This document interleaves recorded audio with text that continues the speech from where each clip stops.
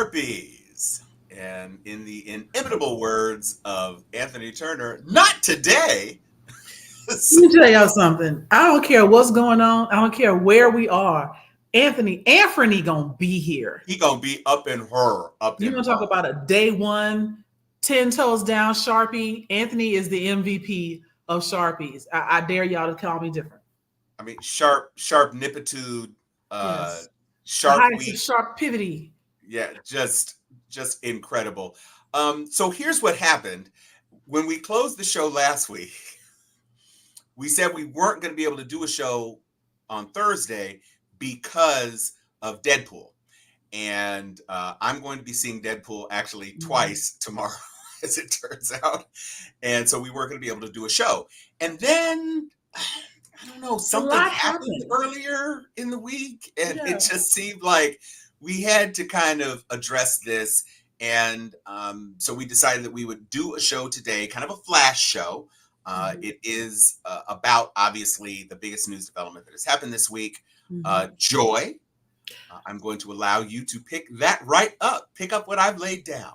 Right. You know what? I want to call this, it's like we're running it back. It's the audacity of hope again. This time with boobs. Like, I'm so excited. I'm so excited that and I have to say, I'll be completely transparent and honest with you all. I didn't think this was going to happen this way. I was extremely pessimistic. I was like, when he dropped out. Remember when we did the live stream of Trump and Biden's debate, and he started to stumble at the end. You can hear me be like, shit, because I knew that was going to be the thing that people remembered, was that he didn't finish strong. And I knew it was going to be a problem.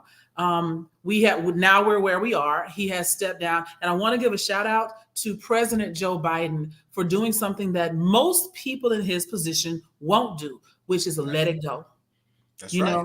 They will literally say, you're going to pry this out of my cold, dead hands. He's like, you know what? Deuces. In the most professional way possible. And he set us up by endorsing Kamala Harris. And so here we are again. What did they say? Hang on. Kamala's out here like, did somebody say black job? A picture of her coming through the door like, hi. And the support was resounding.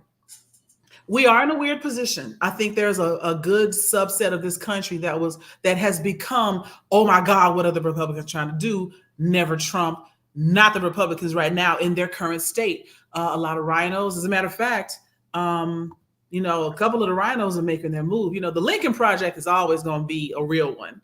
Oh yeah. But in other news, the Haley voters. This is it. Are now the Haley voters for Harris. Yep. And Nikki Haley's camp sent a cease and desist letter to these free citizens. They can do what they want. And this letter essentially says, girl, bye, in a very long and professional way. What they've done is they responded to her attempts to have them cease and desist supporting President Harris, who is effectively across the aisle. Their response is, we do what we want. We told you we were a never Trump group. We told you that we supported a fresh set of eyes, a fresh perspective, et cetera, in the White House, and the Democrats gave it to us. So, peace out, chick. You can't tell us what to do. Well, and the thing about it is that the name of the organization is not a lie. It is the facts. We voted for Nikki Haley. And now, as people who voted for Nikki Haley, we are going to vote for Harris. Let me tell you why this is substantive, if you haven't already intuited it. In the last primary, even after Nikki had left the race, in her last primary matchup against Trump, she got more than 190,000 votes. 190,000 votes. There were margins in some of the states that, we know Georgia, the gap was 11,000 plus votes. In Michigan, 40,000 votes. In this state, it's 27,000 votes. So what you're looking at is a situation where in at least one southern state where he was supposed to overperform, where he was supposed to be king dog, whatever, 190,000 plus people voted for Nikki Haley. Now, Some of those people will convert. But let me tell you, I'm hearing from some women who felt that Hillary Clinton was treated poorly, and they're talking about DEI. Guess what? You're talking about DEI, you're also talking about women. And you're not just talking about Black women, you're talking about white women. And every white woman who is, and Joy, I'm going to pass this right to you because this is your space. Every white woman who got a job and was ever told by Chad or Phil, hey, sweetheart, what are you doing here? Can you go get me a cup of coffee? Even if it was 25 years ago, any of those women who were treated poorly in a male-dominated industry and a male-dominated workspace, who were treated as though they were only hired to fulfill a quota, are looking at them like, this is a beautiful 60-year-old professional woman who made choices like me to do a job and not stay at home, not get pregnant, not coddle up or nut up under some dude. I am doing my thing and I see myself in her. It doesn't take 100%. It doesn't take 50%. It doesn't even take 20%. 19,000 votes can flip a lot of states on the margins. And if only 10% of these women say, you know what, Trump, you can get this. You can get this minus one of these fingers. Then they're in great shape. And so I could not be more pleased. Joy. You can pass it to me. There's another aspect to this that I want to bring forward, because I've actually been asked recently by the Associated Press to weigh in on this, specifically around the resignation of the Secret Service, the leader of the Secret Service. I believe her name. Help me out. Her name is. It was Cheeto, not like Don Cheeto. No, this Cheeto. So she has resigned. And there has been a lot of talk and noise about her being a DEI leader of the Secret Service. Now, the Secret Service, this ain't your regular, cop shop. This is the secret freaking service. They are highly decorated, highly skilled, highly selective, and you're protecting not only the president of the United States, but potentially the leader of the free world. There's no slouches in there. For her to have become the leader, that is not a DEI job. That is not something when you just pick somebody. She was highly qualified. And for them to say that all of this that happened, which, we still are investigating what really happened, for them to try to blame it on DEI and say that she was unqualified is a slap in the face to all the women that had to withstand, as you said, Tom, all of the assumptions, though she slept her way to the top, which is also coming back out now about Kamala. Their timing of trying to throw her under the bus. Now, I will say, her resigning was the right thing to do. When something has happened on your watch, a lot of men will have done that, resign. Some of them, if they are putting themselves above their institution or their company, whatever, they will stay there. And they will say, you pried out my cold dead hands kind of thing. She was big enough to say, you know what? This happened on my watch. It was a failing. We did fail. I will take the heat and I will resign. Not because she wasn't qualified, but because she has good moral character. And we see this more often on the Democratic side. Not that she is partisan at all, but I remember, was it Al Franken that was embroiled in like a small, relative to today, a small scandal. And he was like, also one that was proven to be false. Right. He resigned because it didn't look good. And he didn't want that to be a distraction. And I've seen what President Biden has stepped down because he wants to give his party and this country the best chance of survival. He's like, if it's not me, okay, I'll step back. This selflessness, this is what it means to be a servant leader. And I commend her for what she did. But I also want people to recognize it wasn't because she wasn't qualified. It wasn't because she was a girl, as some people want to say. It wasn't because she was short. What kind of bullshit? But them throwing her under the bus when she was already willing to fall on her sword, and they kicked her while she was down. That didn't sit well with a whole lot of people. It shouldn't sit well with anybody. And here's the thing: what they have not completely fully embraced in their own dog whistly season is that when you mostly tie DEI to Black, every time you bring it out, people are going to think Black. they're not going to think what it actually is. And so Right. now you've got this white woman that you were calling a DEI hire. Some people were thinking, oh, it must be a black woman.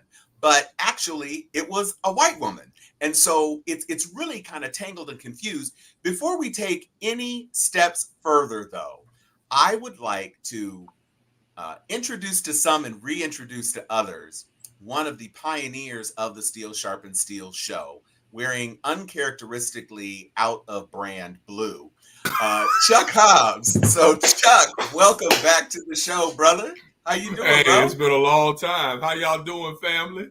Oh What's my up, boy, God, Ryan? it's so good to see you. We It's are been a doing minute, well. Tom. Good to see you, boy. Y'all looking Right, good. good to see you I too. guess I should have put on the red. I guess after all of that, fighting for the Zetas today. That's right. One of the dudes said, Listen, right. there is so much to talk about. So we've been doing some preamble. Now that Chuck is with us, we can kind of start getting into some of what the meat of the real stuff is. So let's hop on it. Yes, old girl resigned. Guess what? I wonder if any of the snipers who had line of sight on that guy on that roof have resigned. Exactly. That would be a really interesting question for me. I would love to know if any of those agents have been reassigned. Are they in Or been Alaska fired. now? Or fired. Yes, exactly. So what happened on Sunday? And because each of us in our own ways are connected to a variety of different news sources, as soon as that letter hit, it was only like 7:00 in the morning, my time. I got a text in one of my news groups and they were like, look at this. And at first I saw it and I was reading the 2 paragraphs. I was like, that's right, Joe. You're not. Oh, you are stepping down. Okay. And then all of a sudden it was everywhere. And then the next phase is that it was going to be Kamala Harris. And so among the things that happened right away, first, there was a Win with Black Women call, broke StreamYard, couldn't get enough people in. And over the course of about 48 hours, the ladies raised $2 million, mostly Black women, almost exclusively Black women. There were some Black men on the call. There were some people who were not Black women on the call. But and that doesn't even count people who were not on the call who were throwing money anyway, because exactly. I was not on that $81 call million. because I understood the assignment. I was out doing stuff. Yeah, right. For the first time, every text I got, could you? Yes, actually, yes, I can today. Boom, boom. So I saw on my threads, I think you probably saw it too, Chuck, brothers of Kappa Alpha Psi were sending out messages saying, donate $19.11 to Kamala Harris's campaign to make sure people understand that it's the Noops, or at least the Noops or the Omegas. And so then there was a Win with Black Men call. And I was actually able to get on that call. Shout out to my ism, who is working behind the scenes and is a part of Vice President Kamala Harris's team. He was kind of doing stuff in the background, and I was able to get on the call to listen. It was part Alpha Phi Alpha interest meeting, part Kamala Harris. I don't care why they're there, as long as they vote. As long as they vote. And as of this afternoon, the brothers had raised $1.44 million. So combined, you're talking about close to $4 million just by conscious, college-educated, aware Black men and women, not all D9. It's not just a D9 party. It was about people who are excited about this candidate. And like clockwork, I mean, when I tell you the endorsements started falling like bills at P-Valley, it was insanity. Everybody, my Sands, Hakeem Jeffries met up with Chuck Schumer, and they came out and endorsed. People were like, oh, Hakeem hasn't said anything. Well, he did say, look, I got something to say. I'm going to say it. They were trying to give President Biden some grace. They were trying to, make sure everything was aligned, doing what they need to do. Hakeem is the minority leader, our next Speaker of the House, if things go the way they're supposed to go. And so the energy and excitement has been amazing, and the screeching and hand wringing and hair pulling and pearl clutching on the GOP has been equally amazing. Chuck, What would you say is your biggest takeaway over the last 48 hours about how Kamala Harris's entrance into the presumptive, and it's not even presumptive at this point, she is the nominee for the Democratic Party in this upcoming election. What is your biggest takeaway of what we've been seeing? Thank you, Tom. And again, Joy, Tom, glad to be back with you, family. And I know that I hope to be able to join even more over the next 104 days. To tell you the truth, the thing that had been troubling me, and I think it had been troubling many Americans across the country, is the idea of it seemed as if the Biden campaign was stuck in neutral. Yeah. Wanting to be optimistic, trying to put out optimistic content. We all have on our various Facebook pages. I know you all have still here on the show. But to be dead honest with you, once that debate went south in June, and no aspersions cast at President Biden. He's 81 years old. He has done a remarkable job, I think, during this one term in office. And I know that we'll talk about that more this evening and in the weeks ahead. But there was that part of me that was like, I just don't feel as if he is going to be able to pull it off because of all of the negativity that's in the mainstream media as well as on social media. So here, all of a sudden, we started getting, these ideas that a switch was possible over the last couple of weeks. Obviously we didn't know for sure, but we knew, like you say, that Hakeem Jeffries meeting with him in private, Schumer meeting with him in private, Obama, President Barack Obama, talking to him in private, Nancy Pelosi on the phone with him. So you started thinking, okay, maybe you get these leaks coming out in the mainstream press that he's mulling it, he's considering it, and what have you. And so when it finally happened, there was a part of me that was just in shock because I just didn't think that he would be that humble in that situation. I just didn't. It's just not normal these days. We are used to politicians being pretty much stuck on concern about their legacy, about what it is that they want in the moment. And I think that history will show that Joe Biden made one of the most selfless decisions maybe in American presidential history. I know that I have compared it to Johnson in 68. That was a different set of circumstances in 68. Johnson knew that there was no way for him to win because he was in the middle of an unpopular war. But there's still some idea that Biden was still within striking distance of Donald Trump, down 2 points, down 3 points, depending on what the poll was. And there definitely was a possibility that he could have ridden this thing out, but he chose to step aside. And man, so when that happened, I was like, wow, this is really going to happen. And I was a little concerned now, and we can talk about it as a group. I was a little concerned that the whole open primary thing was going to become the main push. Like, okay, like in my head, I'm like, we don't have time for this. There are only 3 months and some change left before Election Day. I'm like, why can't people follow the lead, whether you love them or loathe them? The Republican Party, I give them credit. They coalesce behind whoever the standard bearer is, know. And at the end of the day, I'm like, we need to put our pride aside, left, center, even conservative Democrats, get behind Kamala, and let's get out here and do what needs to be done. So the organic nature of these fundraising events. Tom, like you, I was fortunate to get in on the StreamYard before they shut that out. I know they also put it on Twitch, YouTube, other platforms. But man, that was an amazing evening because I had just been thinking the night before. I was texting back and forth with your chapter brother and my little brother, Alan Williams. I was like, Alan, are the brothers, a black man going, do you see what the sisters are doing? Because I kept seeing those numbers from the sisters. And I was like, man, it would really suck if black men can't step up and at least try. And man, within 12 hours, I got the text message that, they're rolling in them. We're doing it. And like I say, all of that Alpha Phi Alpha stuff was a bit much. And I'm saying that in jest. Really, it is. At the end of the day, we're all in the same game. It doesn't matter what specific colors you wear. We are trying to make sure that the orange president doesn't get back a second term. I want Grover Cleveland rest in wherever he is secure, knowing that he's still the only person to have non-consecutive terms. That's for nerds like us. And again, so I'm a hush, and I'm going to open it back up to y'all. Yeah. So, Joy, what do you think the impact is for the youth vote? We all know that the youth were not really feeling Joe. There's a huge contingent that is obsessed, not obsessed, very much concerned about the Palestinian oppression in Gaza, and Joe was not striking any sort of balance with them.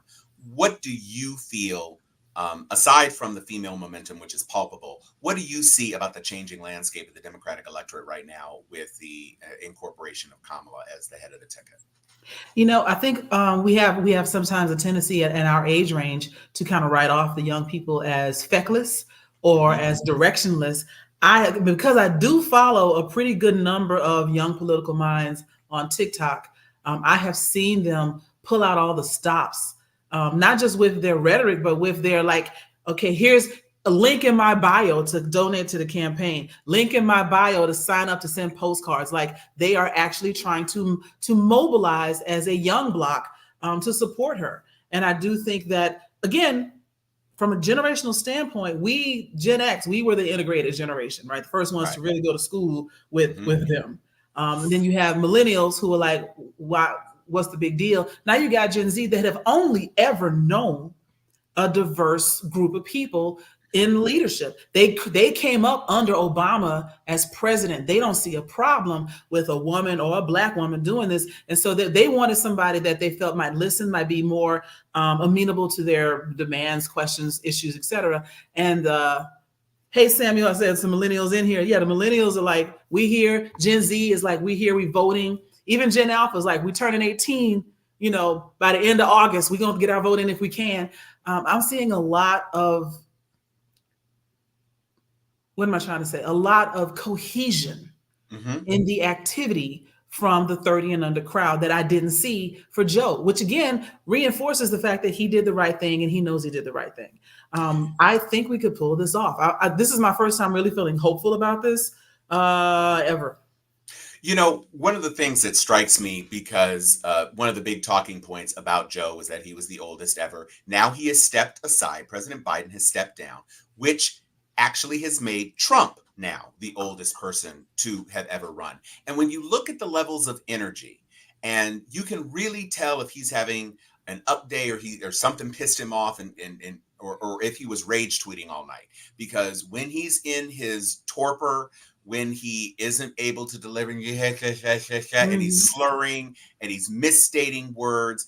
And if you were looking for something to really cheer your spirits, go to the Midas Touch Network and take a look. They have an advertisement which talks about the signs of mental decline. There are these 7 things, and they match those 7 things to things that Trump is doing in a masterful way that really kind of shines the spotlight on. Y'all are too old anyway.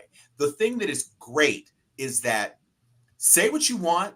You know, they're talking about Kamala Harris's laugh. That was the first line. That was the tan suit line of attack. You know, oh, she laughs too much. And then her voice is too nasally. Yeah, and then you had JD Vance trying to crack a joke about Diet Mountain Dew that went so poorly, and the Jeb Bush energy was just palpable. You see Kamala Harris on the campaign trail.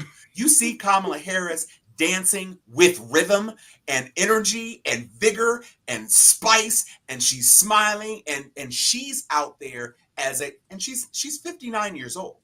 She's not a spring chicken, but she might as well be Halle Berry and Catwoman at this point, because she's jumping all over the place. And there's nobody out there that has that sort of vibe going. $81 million. And the GOP tried to say, oh, well, the rich donors were holding back that money. No, these were small dollar donations, 100,000 of them first-time donors in this election cycle. She has reinvigorated things. And I'm gonna say, because I was talking cash trash. My mama told me I'm cursing too much on the show. Not even a week ago, I was talking a lot of junk about the challenges of Kamala Harris being at the top of the ticket. Mea culpa. Yes. I was wrong. And I am pleasantly surprised to see how, even especially among Black men, because quite frankly, there are groups that The Chuck Hotep and I was out traffic full in. force once before, and Hotepery is in these spaces, and there's a whole lot of narrative going around that's uninformed and underinformed. And there are things to critique Kamala Harris about, just like there are things to critique about every politician. But when you look at the mountain, the literal Mount Everest of BS on Trump's side of the scale, that little molehill on Kamala Harris's side of the trail from 15 years ago is not what we need to be looking at. And I've been pleasantly surprised to see how brothers are mostly, for the most part, they are not all, but for the most part, lining up. And it's so exciting to see how these other various factions are lining up, and the desperation and the fear that the GOP is taking. Because it's not the least of which reason is that it's shining the spotlight on how spectacularly bad JD Vance was as a pick. So I see you nodding, and I know you wanted to jump in, Joy and Chuck. So Joy, take JD Vance. I'm not. I was actually going to go talk about the rich people and the fact that the rich are eating each other at this moment. On the GOP side, most famously right now, you've got your boy, like, what is his name? Elon Musk has said, I never, this was his quote. I'm talking about. I ain't never said I was giving money to nobody. I don't know where y'all got that from. And certainly not $45 million a month, Donald Trump. Right? Like, you just came out there talking that trash. No, sir. Right. The thing that you have to know about super rich people is they're loyal only to their own pocketbook. We already knew that. But when you start to smell like a loser, they will kick you. They will abandon you. They will eat through you to get away from you. So I'm seeing this right now. I'm not mad about it. I'm not mad. I'm all too happy. Additionally, Chuck, Chuck, I'll let you talk about Vance as how it's looking now for him. Yeah, Vance was a peculiar pick. Obviously, his name had been floated for a period of time, but I fail to see what he brings to the table for Trump. He is MAGA. He is arguably a better rhetorician with regards to MAGA than most, including, because that's not hard. That's a low bar to clear when you're talking about hooked on phonics Donald Trump. Right. But at the end of the day, JD Vance is an articulate individual. Now, what he articulates is, a lot of bullshit, but but he can articulate it. I give him credit for that. Now, having said that, I was a little shocked that Trump would pick Vance, because he has the potential to outshine him, because Trump knows that he's not the most intellectual person. I mean, of course, it's I'm the smartest. But he knows better than that. Your best brain, very best brain. Right, the biggest, whatever. We know better. He knows better. So I was a little surprised that he would pick someone who has the potential to outshine him. But there are problems there. Like, number one, I keep reading more and more about how fake Hillbilly Elegies is as a book. The autobiographical, whatever it is you want to call it, it's turning out that as it's being scrutinized more and more, that there are a whole lot of parts of that book that are complete malarkey, as President Biden is fond of saying. And so with that, he's going to struggle with that. And I think that, and I know we'll talk about this at some point, depending on who matches up against him in the vice presidential race. I don't know if y'all saw, but Andy Beshears, governor of Kentucky, was on Morning Joe the other day. And I was sitting there like, because he's like, we are Appalachian. This guy grew up across in Ohio in a city. He doesn't know about our values and who we are. And that could actually help score points in certain parts of Appalachia. When you're talking about West Virginia, when you're talking about parts of Virginia, North Carolina, on down through Tennessee, every little vote is going to count when we get closer to November this year. It's going to be a photo finish. I don't believe that it's going to be domination one way or the other. And so when you're dealing with something that could potentially be that doggone close, I think Vance is a liability. I don't think that he helps. I think that his cat lady comment that he made back in 2022 that's now becoming viral, talking about women who have chosen not to have children or for other reasons may not have been able to have children. That's something that's gonna stick in the back of the minds of a lot of independent or maybe even right-leaning independent women who are like, you know what? Trump was already responsible for 3 of the 6 justices who took away abortion rights. And now he's with the vice president who could outlive him, who is, casting aspersions against women who have not been able to become mothers either by choice or for other reasons. And I think that that's a problem. And he doubled down on this type of stuff. He doesn't have any humility, which is, indicative of his MAGA sensibilities and what have you. And I think he's a problem for the ticket going forward. I don't think he helps Trump at all. I actually, strangely enough, think that had Trump gone with a more moderate-leaning Republican or maybe even a sycophant like Tim Scott, that might have helped some. But Vance is a liability for them. And there are a lot of Republicans saying that. That's not just me coming as a Democrat saying this. Republicans, you go to National Review and some of the more intellectual conservative websites, you listen to Jonah Goldberg, those folks are like, we don't get this. Why him? So I'll throw it back at you guys. And there are a couple of things about the Vance narrative that are really now coming to the forefront because it shows that they weren't really thinking this fully all the way out. You can't start throwing DEI around when the man has a brown wife. Oh, not only is she brown, she's not one of the good browns who's Christian. She's Hindi. And she works at a liberal law firm. And was a Democrat until her husband started doing this. And he's sleeping with the enemy. Listen, the "they will not replace us" crowd has already said he doesn't have white babies. He's the living embodiment of their greatest fear, and he's the vice president on the ticket. Here's the other thing. That whole hillbilly elegy, you alluded to the fact that Bashir was calling out the folksy aspects of it, that his grandmother didn't even stay in the Appalachians, that she left, and certainly not his mother, and certainly not him. But beyond that, as Rachel Maddow has pulled out, he is a tech bro who failed up. The billionaire Peter Thiel gave him his 3 jobs. All of them failed. He's a 1.5-year newly baked senator, and now he's talking about leaving there to go right to the vice presidency. You talk about a DEI hire.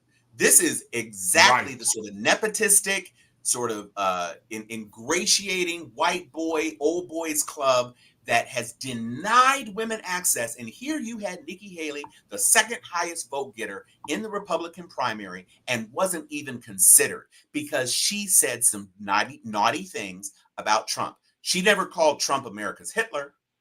She never said that Trump was, she may have said he was uniquely unqualified for the job. But J.D. Vance has on-tape sound bites that you can imagine between TikTokers and the DNC are going to immediately start running out in ads. This is what J.D. And the Vance Lincoln said. Project. And the Lincoln Project and Midas Touch and the Young Turks and everybody, Brian Taylor Cohen, Tyler Cohen, all of these people who live on creating these grammable moments, these viral moments. All of these people are sharpening their knives, and J.D. Vance is not rolling out the gate in the way that, it was obvious what Mike Pence brought to the ticket, because Mike Pence is an actual religious conservative who calls his wife mother and actually goes to church and things. And he's solid. And, he had he was a radio personality, so he had media training. He had things to balance Trump out. J.D. Vance, the only thing he has to say about himself right now is that he's tried to model himself in Trump's image and that he's from Ohio. And he won his Senate seat because, part and parcel, because of Trump's endorsement of him. So he owes it to Trump. And he has flipped the script and is now a full Trumper. But those quotes, those are not quotes. Oh, maybe I don't know that I like Trump so much. That's different than calling him America's Hitler. It's different from calling him a pedophile. It's different from calling him a person A who rapist. ogles young girls and a rapist. Mhm. And that on top of the Epstein revelations coming out, 69 entries. Think about that. It's not looking so great right Mm-mm. now, and they are in free fall. They are scrambling, and Kamala is doing that nasally laugh all the way to the damn bank. Mhm. Amen. Let me ask you guys, because Biden is live right now. Do y'all want to run his Yes, yes. okay, Let's get to that right now. let me pull that up. The first time we've been able to see him.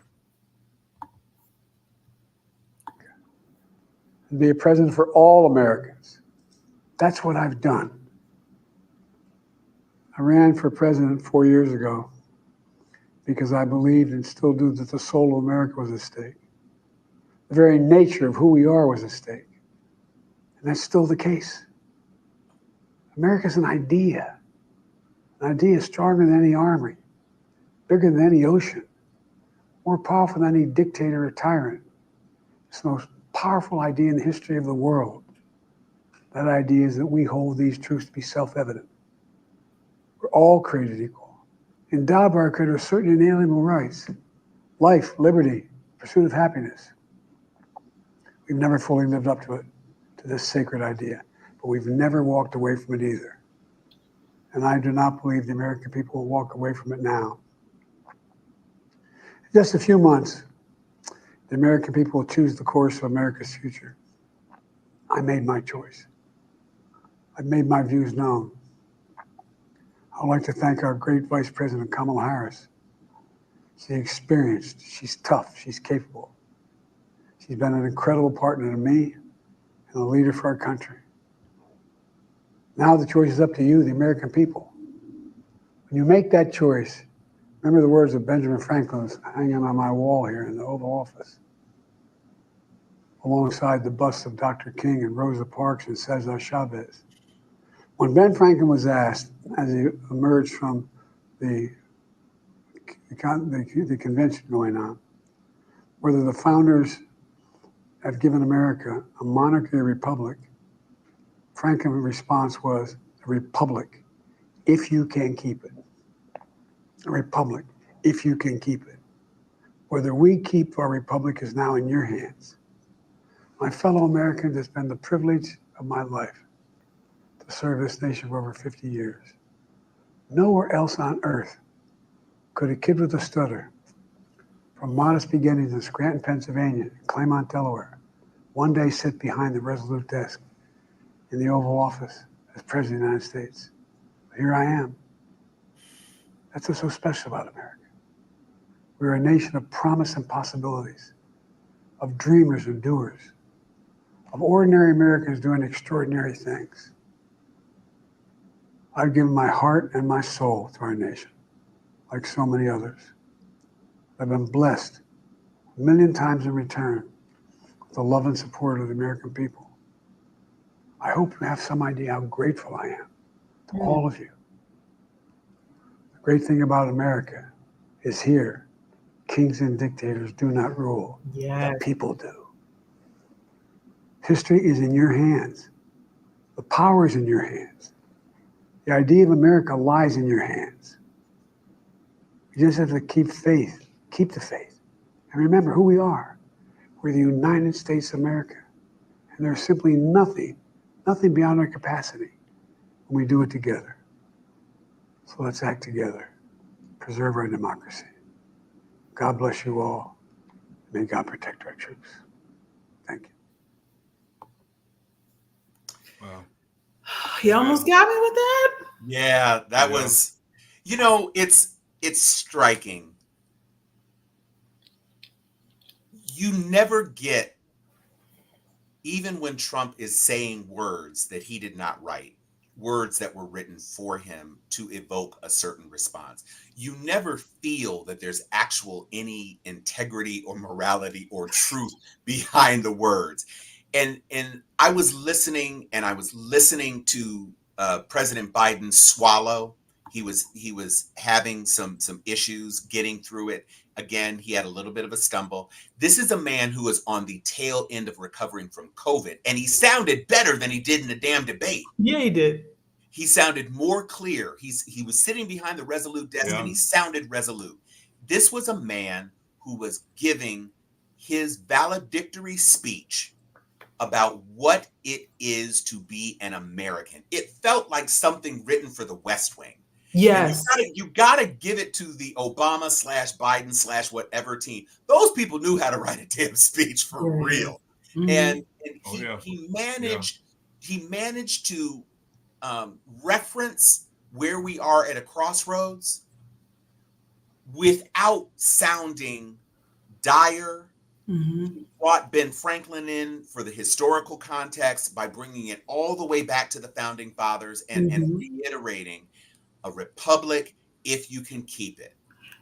And it shuts down this rhetoric of the founding fathers wouldn't have won all the lies about the founding fathers wanting God in everything, because they absolutely didn't, you know? Oh, and certainly not Benjamin Franklin, certainly not Thomas Jefferson.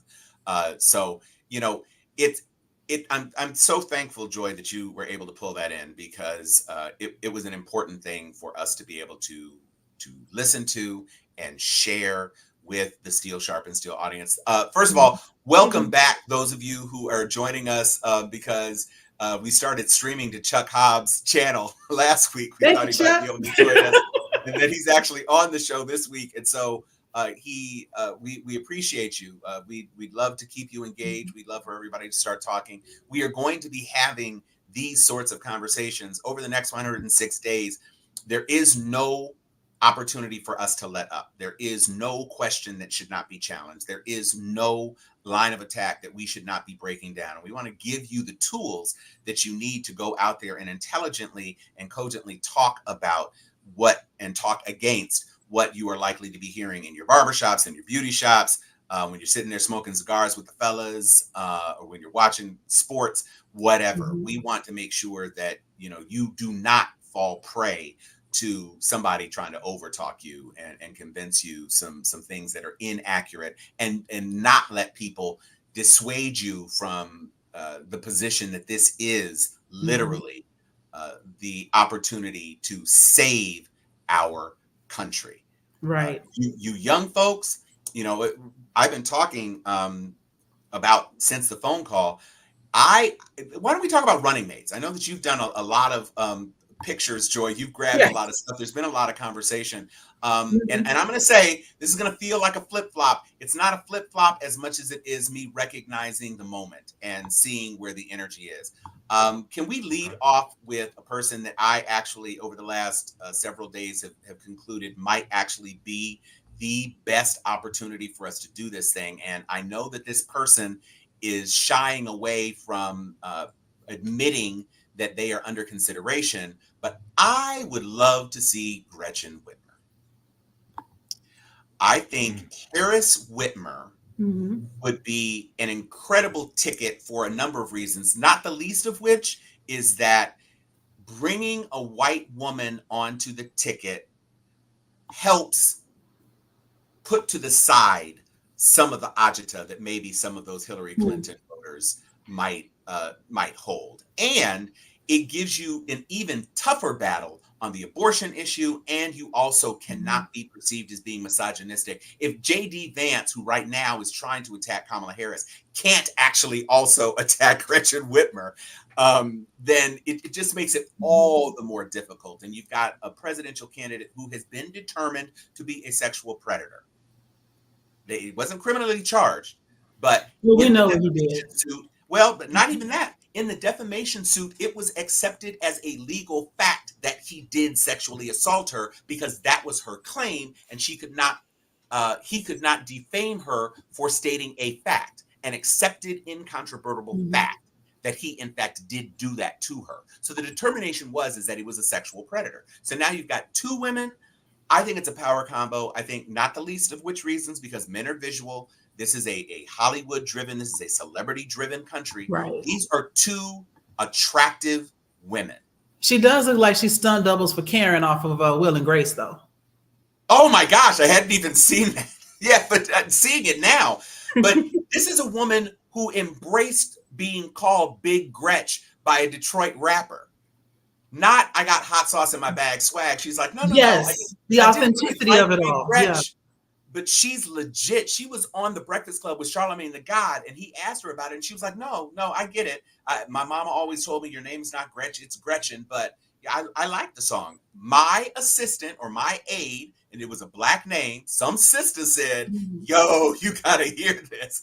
And she jumped right on it. And I can imagine when she comes out, when Kamala goes to Michigan for a rally, they're gonna be playing that Big Gretch song. You know it for sure. Okay, now look now. She got stylists. They're not spending $18,000 a month like they are on Melania, who, by the way, if she don't want him, how can you?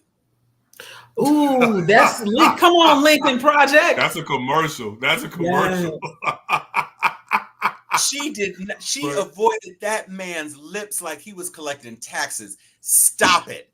She ain't been around. She's the first wife of a candidate in 30 years to not speak at the convention. He had to settle Not to mention she didn't show up to not Nan day of the trial. Not Nan any of them trials. One day. Yeah. She don't like him. She don't like him. Don't like him at all. Right. She don't like you. Even Hillary showed up for Bill. Oh, we knew Bill did that shit. Right. Right. Melania's out here like, I have better things to do with my life, such as look at the wall, watch my dog paint, whatever it may be. I'm gonna do a throwback to Melania. I don't really care, do you? Mm-hmm. Right. And I'm not mad at her. I mean, she's gonna be she has a right. I'm not even putting Obian into the universe. He has been awful to her during the course of their marriage. Yeah. Well, he's going to lose, but he is going to lose, and he's going to lose that wife. Because guess what? That grown ass son, who looks most like the daddy, and you know that's the ego getting in. He's tall. Yeah. He's got that hair. He's like a perfect. You know that Smile app on Facebook where people be changing their faces and stuff. Mm-hmm. He is the perfect blend of Melania's Slovenian severity and Trump's bouffant hair. Thank you, Samuel. Please come back to the show and hear me sing. We got a lot of things going on in the show. So we're definitely going to be hopefully grabbing onto some more Sharpies and join our family. But go ahead. There's a few other options for vice president. We've got a few of them to run through. Another one that is out here, talking a good game and his name has been bounced around is Pete Buttigieg. And I apologize if I'm not saying that right because I say it different every time. But that is another feather, if you will, in the cap because he is openly gay, And so that is another possibility for having somebody on the. Now he's already a part of the administration, so he does have that going for him. There are going to be some people. I like Gretchen Whitmer as well. Some people were even calling for her to replace Biden directly, but I think they say know when to hold him. Mm-hmm. It might be a bridge too far for some people to have two women on the ticket. I don't know because I was wrong about them supporting Kamala. We might be able to go, shoot the moon to 2 for 10 up in this piece. You never know. You know why I like this idea? And our frat brother, Jimmy Green, said this, that if you're going to swing for the damn fences, because I am on the record as saying that the first black president was not going to be named Barack Hussein Obama. I was on the record of saying it, that we'll get somebody black, but it's not going to be a dude whose middle name is Hussein. And look what it got us. All it took was George Bush being the previously worst president of the millennium. Now that's been replaced by Trump by a lot. And so if you are trying to capitalize, I honestly feel, first of all, there's more women in the country than men. And it would be, to me, you activate every waitress who has never voted, every single mom who has never voted, every unmarried woman who has never voted. You give them these two women to look at. It's aspirational. Neither of them are like super wealthy. They're not coming from that kind of space. Mhm. Kamala Harris was working as a prosecutor, protecting families, trying to keep things under control. You've got Gretchen Whitmer, who survived a plot to kidnap her. There's narrative there that talks about female strength that I think could be very personally, well, I would just say I tend to agree that were it not, and this is how horrible this country is. Pete Buttigieg is a veteran. Mhm. Pete Buttigieg is brilliant. Pete Buttigieg is articulate. Pete Buttigieg is a fighter, and Pete Buttigieg is hyper prepared. He does not go on any show, any hearing, any situation without knowing 3 questions beyond what you have on your list. He knows what it is, and he knows how to deflect, reflect, and articulate the talking points and the points that he wants to make and not be deterred. And as has been said in the comments already, is that he's been eating Vance alive. Oh, he's been doing alive. I just don't think that combo now. I think and I've talked to some people who are in allyship with him, and also who are a part of the LGBTQIA+/SGL community, who are saying it's too early right now. The momentum that you have, where people are kind of overlooking Kamala's gender to an extent, because they are riding on her youth and riding on her energy, and riding on the fact that she's not Biden. That's kind of like the thing that Pete Buttigieg would pull, because of George Conway, former husband of Kellyanne Conway, who for some reason is still riding for Trump. The way you win this election is to make Trump the issue. Biden was the issue after the debate. And so that's when things started to go off the rails. But now that Biden is gone, Trump is the issue again. And that's what you do. The library will be open. Reading is fundamental. So you've got to take into consideration what we're doing. You have a lot more people to pull up on the screen, Joy. I don't know that I'm going to like anybody better than Whitmer, but let's run through it and let's talk about it. What do y'all think about Andy Bashir? I like him.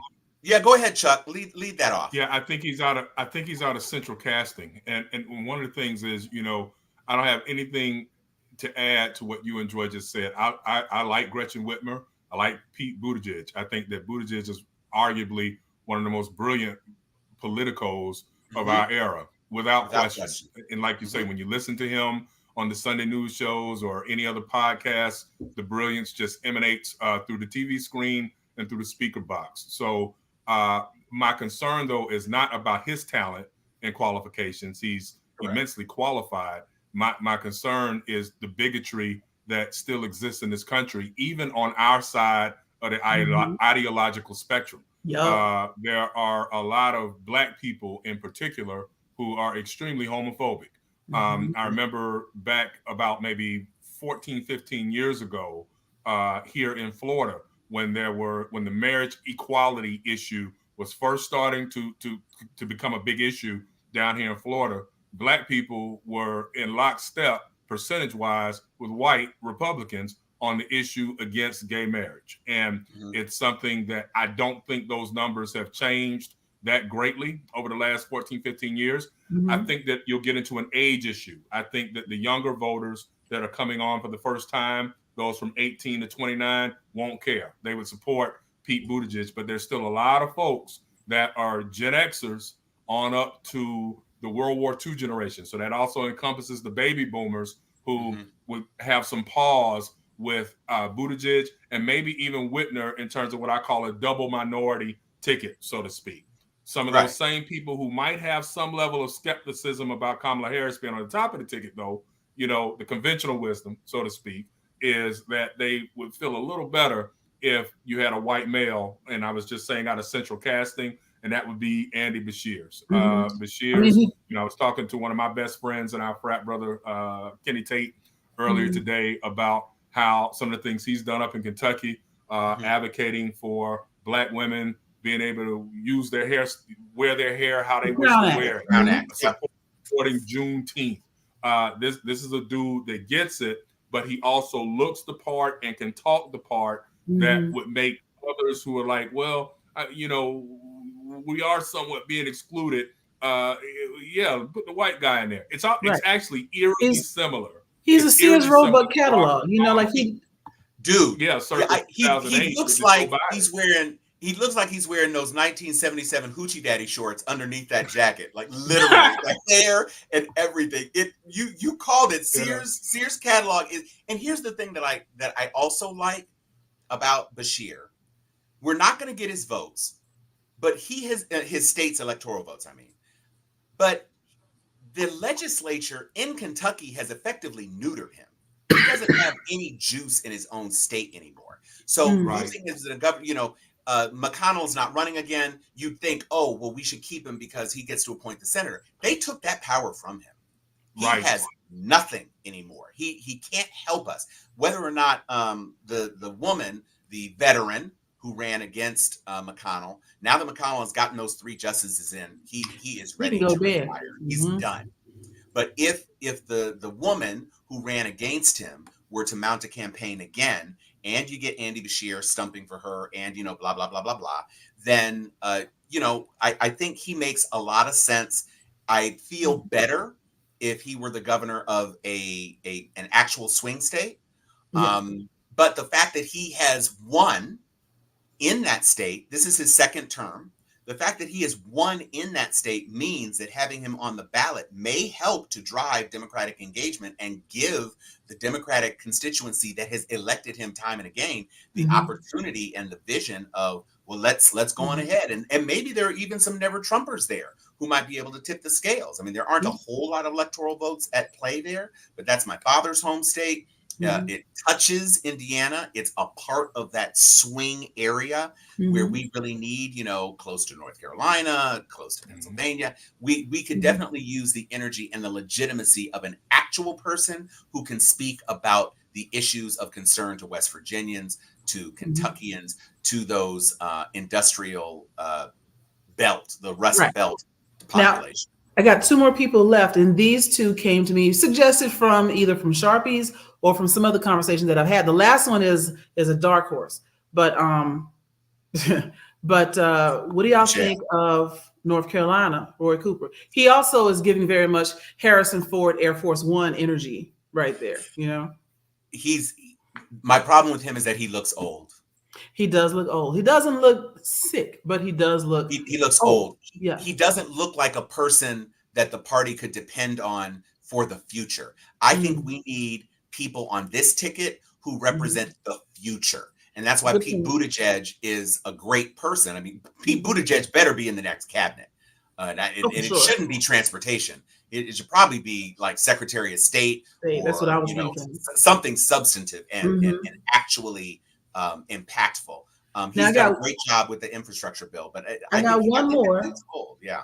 And this was suggested to me by Independent. And he was like, you know what, if you really want to show that you're willing to go across the aisle, that you're willing to, take the best ideas, and that you're trying to pick up some of the rhinos and some of the others, former governor of Maryland, Larry Hogan. Ooh. Yeah, he's a Republican, but he also runs he ran his state in a bipartisan way. He's always been even keel. Now he does, he's not doing anything for the visuals, but that was something else. Just the idea of how wild would it be, and how might we also be able to pick up some more of those independent middle ground Jill Stein type voters, maybe pick up Kennedy's people if we had a Republican on the under ticket. It's an idea. Maybe not him, but just the idea I thought was good. The only thing that scares me, and I don't want to go down a rabbit hole in this, the only thing that scares me about putting in this environment today, putting a different party on the ticket with you, is that I think it ups the ante on the danger against Harris. To You got a me, hardcore no for him. yeah. Anyway, yeah. And actually, he's only one of the two potential golems that have been put into play, because Mark Kelly is actually in consideration. And Mark Kelly walks out into the sun looking like he's been looking for Precious for the last 20 years. And I'm not really feeling him on that. There's also some allegations of people in his staff that have some stuff that's not like right now. And so another person that I have considered, well, another person who is openly in consideration is Shapiro. No, I'm not losing Hakeem Jeffries. Hakeem Jeffries is going to be speaker. He'll be third in line. That's cool. Okay. Keep my Sands where he at, because he is the future. Hakeem Jeffries, go from Nancy Pelosi to Hakeem Jeffries is really forward looking for the Democratic Party. But and another example of replacing seasoned veteran with new blood. Right. Governor Shapiro from the great state of Pennsylvania, Commonwealth. Got Shapiro. I didn't get a picture of him. Yeah. Now, here's the thing about Shapiro that's tricky. Okay. He definitely looks the part. That's for sure. He's a family man. There's a lot to like about Shapiro. The challenge, and he's from he's from a state that we need, and I think he brings a lot to the ticket. And he doesn't have gray hair, which is super duper. The trick to me with Shapiro is his position on Israel and Gaza. And I think on net, he perhaps brings a little too much that would disenchant some of our younger voters that are looking for a real voice that represents them and what they're looking for. And so there are a lot of positives with him. And, the evangelical community can be real twitchy on whether or not they consider somebody, in the right section of the Bible. Right. But I think that he's a very logical choice, just because it's almost certain that we would lock down. I mean, Pennsylvania was in play last year. I think it would be a lot less in play if Shapiro were on there. I'm not absolutely sure that it nets out in a way that actually works for us. That's kind of my only concern about him. But to your point, Chuck, about being out of central casting, we could go a lot wronger than a guy who looks like this. Yeah. This is Pete Buttigieg in 12 years. Yeah. That's what this is. Yeah. Okay. Yeah. And to me, he probably is what conventional wisdom would say is the most logical, reasonable, best choice.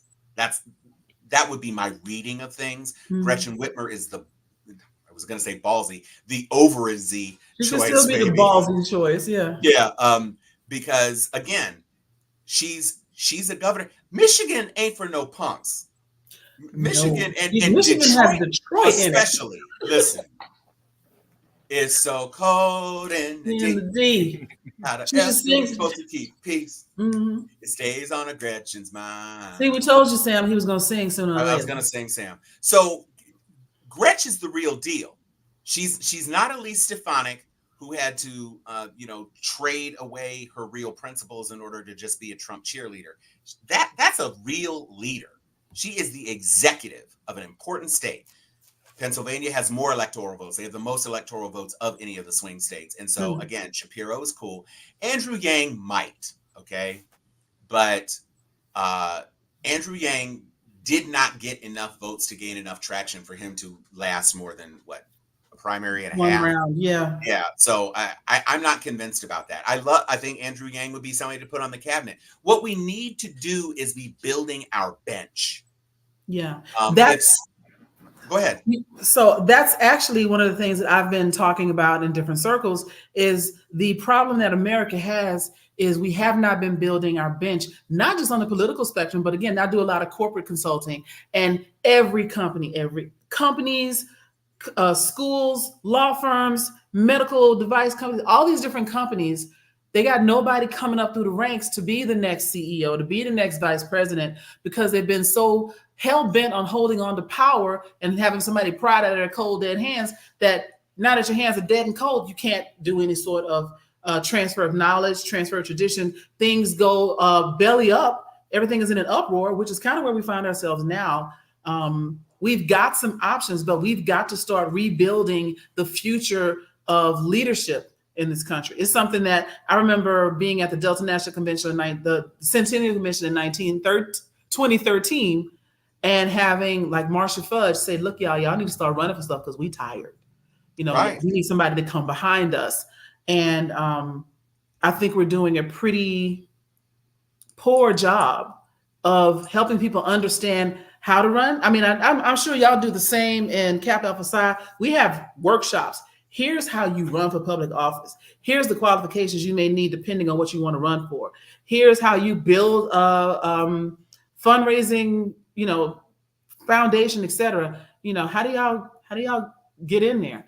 And I love what I was seeing in Tennessee. I want more people 30 and under to start taking politics seriously. I think the shooting down at the school in Florida that happened a few years ago that galvanized a lot of young Florida students also helped.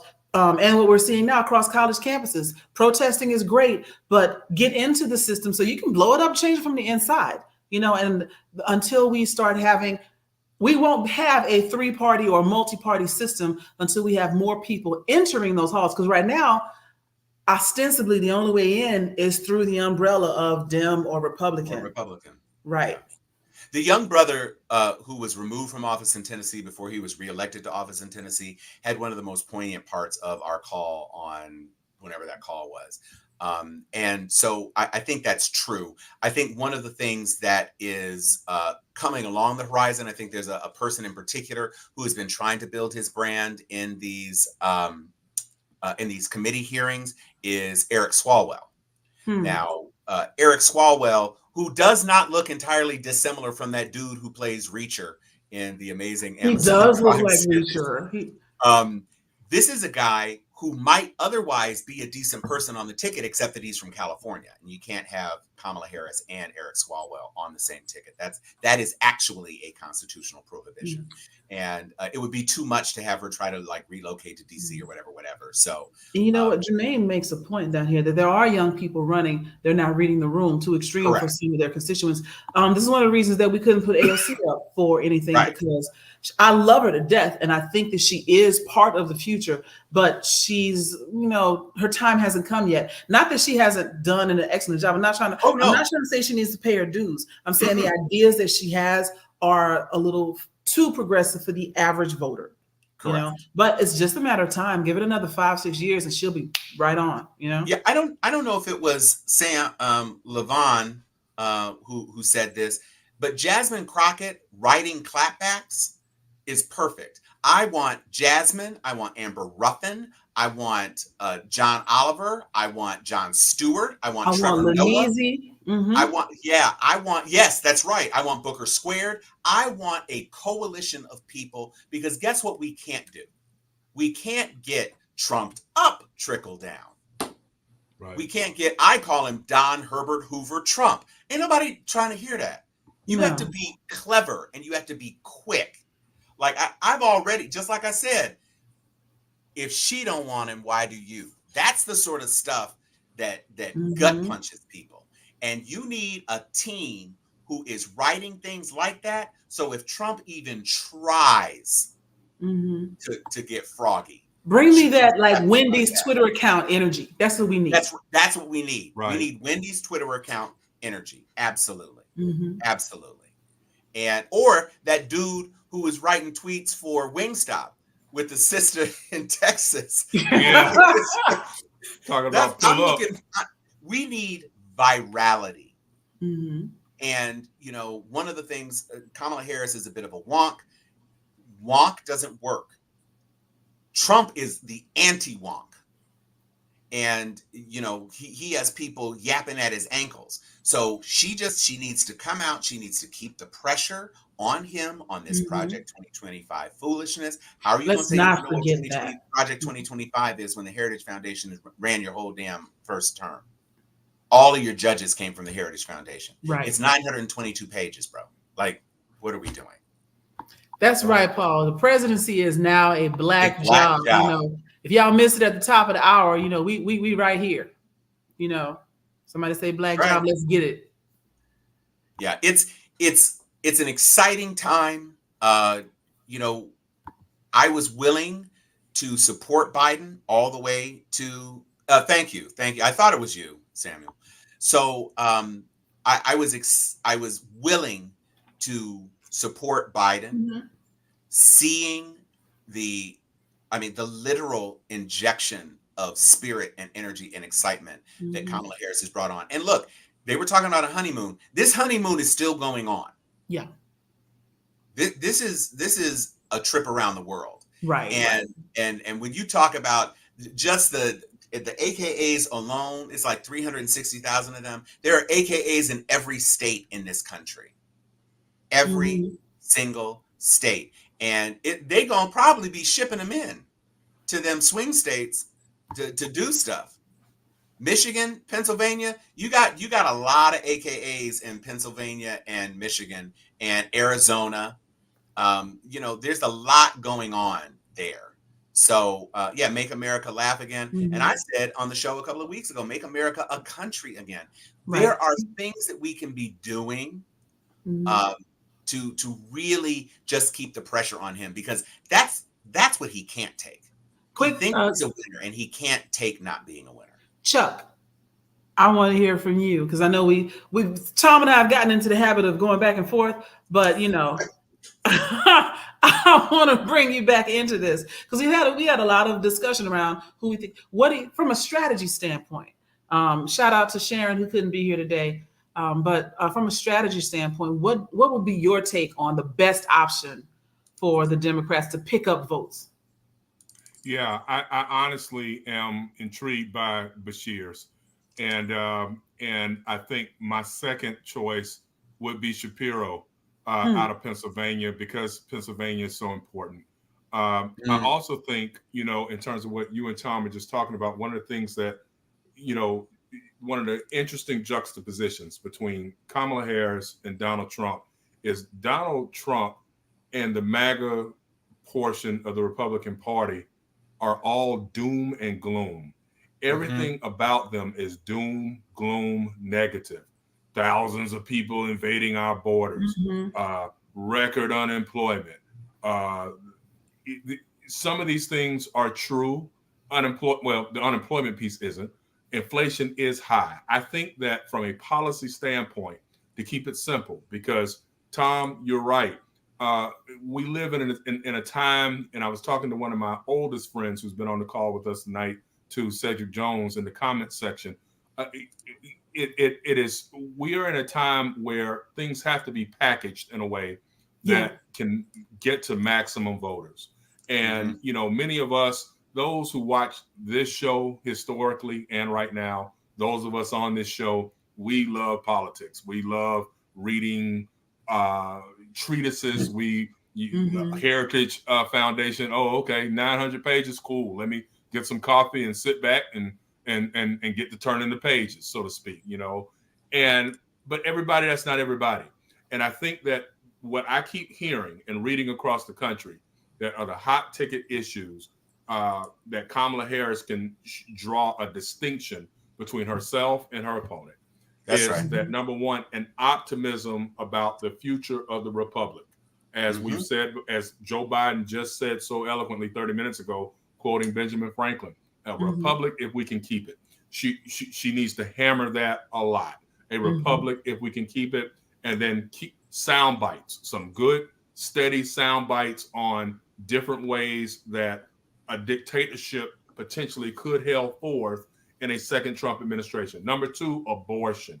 abortion, Oh, yeah. abortion, women's rights. I think that the Republicans even recognize that they, as my military father used to say, shit it in their mess kit, so to speak, with regards to Oh my three God. Supreme Court justices who That's joined visceral. to get the Dobbs decision going.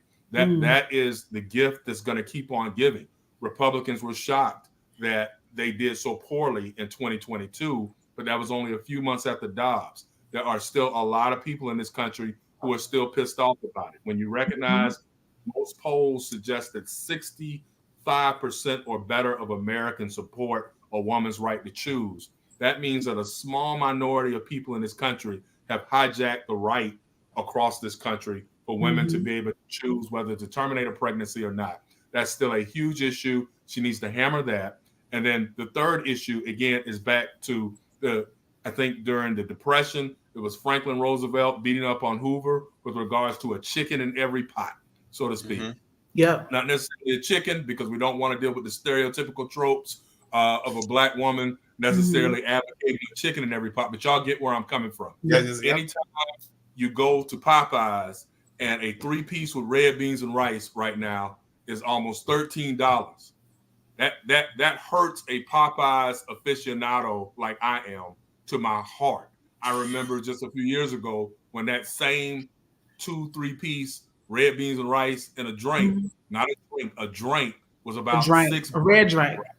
The fact that it's 12 or 13 is problematic. You go into a grocery store, milk is too high, meat too high, everything is too high. And she has to be able to address what it is that she would be trying to do to entice these corporations to stop their greed, because that's essentially what it really comes down to. And you know the Republican Party isn't. He can talk, oh, we're going to address inflation, but no, you're not, because those corporate aficionados are part and parcel of what the Republican Party has been for the last 60 years. Those are the people who are filling your campaign coffers. So if she hits that home, keeping democracy, number 2, abortion rights, number 3, let's get these prices down.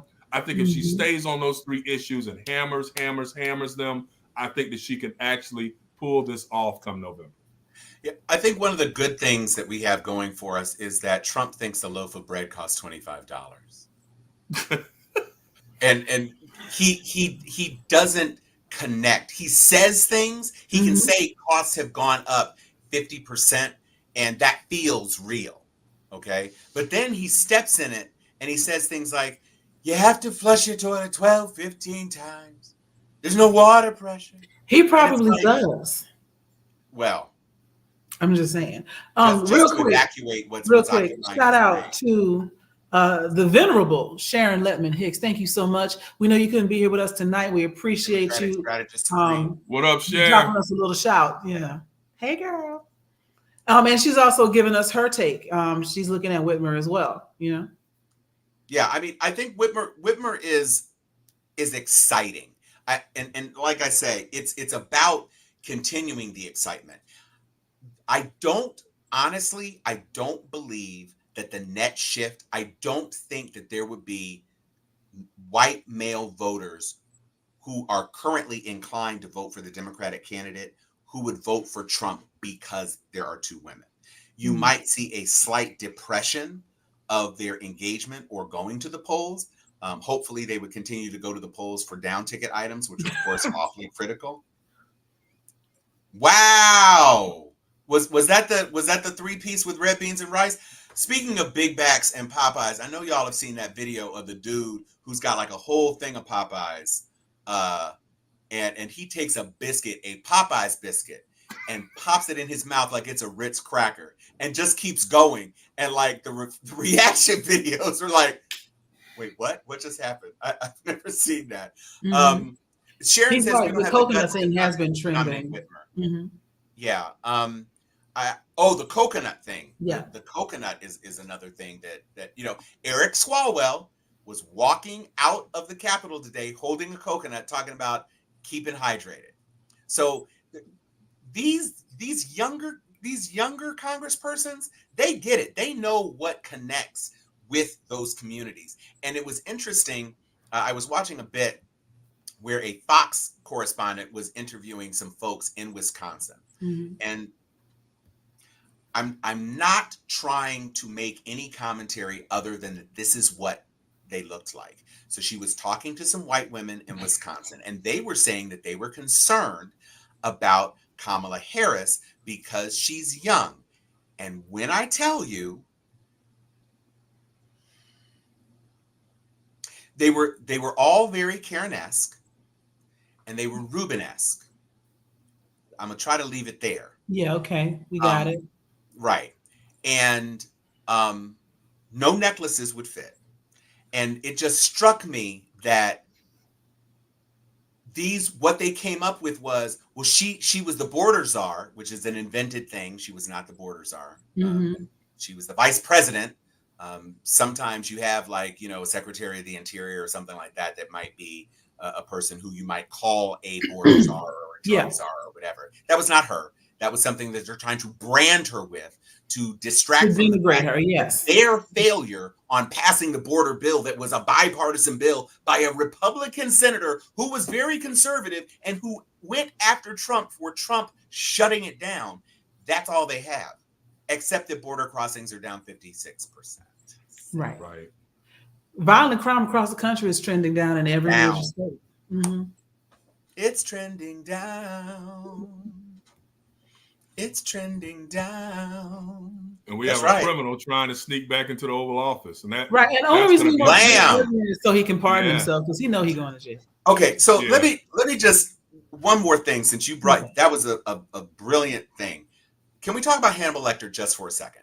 Because it took him 5 weeks to actually connect what was a one-time joke that 6 too many people laughed at, and he just kept writing it, but he wasn't connecting it to anything. And so somebody said, you like saying this? I can't tell you not to say it, but why are you saying Hannibal Lecter? And so he tried to then connect it to the fact that Hannibal Lecter at one point in one of the movies was in an insane asylum. And so he was trying to connect Hannibal Lecter to the fact that who's coming across the border are insane people. Newsflash. The character of Hannibal Lecter was from Eastern European nobility. He was a genius and he came from wealth. He was educated. He would have been a prime candidate for the actual genius grant that your third wife actually ended up taking advantage of. Hannibal Lecter would not have had to cross illegally. He's white, he was rich, he was educated, he was brilliant, and he knew his way around a knife. Don't get it confused. You are so bad at metaphors and analogies that you don't get that this is not the guy. He's not the guy. And he's also not the late, great Hannibal Lecter. In neither the books nor the movies, including Hannibal Rising, which is a prequel, Hannibal Lecter's not dead. If Thomas Harris wanted to write Hannibal goes and eats an orange, he could do it because Hannibal Lecter's not dead. So you are failing yet again, buddy. Spectacular. dumb. Huge failure. I fail better than anybody. He does fail better than anybody. That's not wrong. So we're an hour and 24 minutes in. Yeah, and you have to bounce. I know you do. I gotta bounce. But I want to say to all of our guests who are joining us for the first time, please keep coming. You've heard Chuck say, and Chuck, I miss talking to you, brother. You were publishing. I miss talking to you too, man. Great pieces, enjoy. Man. But for you sure, I'm glad to be back. Feels like old part time. Of the show, bro. Yeah. You were Come back anytime. anytime. We're gonna try and be more. Normally we're on Thursday. We did this today because we knew we couldn't do it tomorrow. But we're gonna try and bring all of y'all as much coverage, as much of the content that you like as we can. And for Samuel and everyone else that might be their first time seeing us here, we did run into some issues with Facebook for a while, and so we're encouraging everybody to make sure you go to our YouTube channel. Yes. I mean, I see all of y'all are on YouTube already. Go to the YouTube channel, like, subscribe, hit the little bell for notifications. Yep. So if we do something like this and sneak on here, you're always gonna see it. And we apologize, Anthony. We should have posted a little thing. Hey, y'all, save your 7:30 for us. We apologize. But because of Deadpool, I'm taking my sons to see Deadpool tomorrow. And so it's not going to be possible. Same here. I'm going with the Atlanta MCU crew. Also, it was fortuitous because we were able to broadcast Biden's speech live. You know, we would not have been able to do that. We would not have been able to do that. And so, and I really just want to end. I want to end on the note of thank you, you good and faithful servant. Thank you, President Biden. Thank you so much. Thank you, Anthony. Glad to be back, brother. Yeah. So with that, we get to say with a voice that we don't get to say very often. I'm Tom Cunningham. I'm Joy Stevens. And I'm still Chuck Hobbs. And this has been Steel Sharpens Steel. Thank you, everybody.